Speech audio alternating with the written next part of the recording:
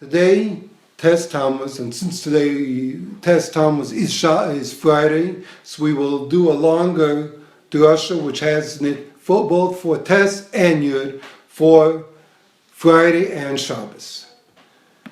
So, Test Tmuz is the yahrzeit of the Kloisenberg Rebbe, one of the big Rebbes and Tzaddikim of this past generation, who lost his whole family, went through the Holocaust. His wife and children had to remarry, have children, and then coming out of the ash and coming out of the dust and ash of Auschwitz and Birkenau to build himself and to go help build Yiddishkeit. Now he went and he made Linyada Hotel, Mifal Hashas, many great things, besides building his own Chassidus and a place in Netanya, which is, however, I want to explain one thought which happened in 1970. At that time, he had a yeshiva in Union City, which they still have, and there were two Lubavitcher Balei Tshuva, which happened to come from Crown Heights every day, and daven in their not white shirts, their colored shirts and colored suits, or without suits, and they'd come and they daven in the shul of the Kloisenberg.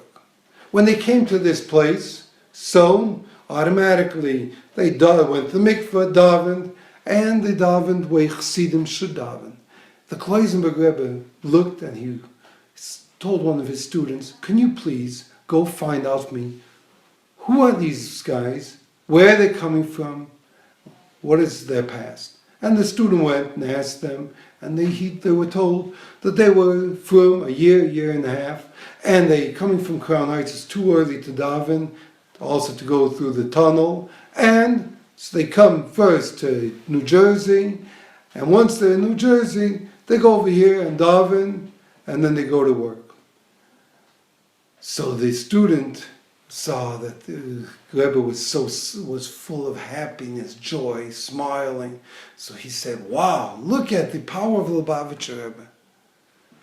The Kloisenberg Rebbe told him, "This is great, the power of the Lubavitcher Rebbe, that he is the pioneer of all of Judaism, of the Baal Tshuva movement. He is the one that awoken all these people and found the spark within them that they want to do tshuva. But this, and even more so, he even got them to be regular Erlicha Jews, which you cannot differentiate between them and anyone else." However, this is not the greatness of the Lubavitcher Rebbe. The greatness of the Lubavitcher Rebbe is, he is like a king, which not only is he going to get all the Jewish people to Torah mitzvahs, he will get even the Goyim to do Shev Mitzvah Noach. This I heard from the student when the Rebbe started speaking about Shev Mitzvah Noach, and he said, years before, the Kloisenberg Rebbe told me that this is the power of the Rebbe. He envisioned and understood how great the Rebbe is. So we should take this thing and envision how we have to go and bring the thought of peace, bring the thought of good, of everything to both Yidden, Torah mitzvahs, and also good with the Shev Mitzvah Noach, and like what they call it, 7-4-70, and for the 70 nations. And through this, as it says, Chazik Bitka, you get all the Jews people and you get the whole world to do Torah mitzvahs, accept Torah mitzvahs. This will bring the Gula. Now, for Shabbos, I'm going to say something. We know, in continuation of all the different things which we said about this week of the Rebbe, and therefore, we have, what do we take out from all this? We take out that we have to just go in the ways of the Rebbe. We have to know there are harsh times. We don't see the Rebbe. We can't have the feeling of actually being by a Farbrengen, getting dollars, getting the smile. Living on videos is not enough.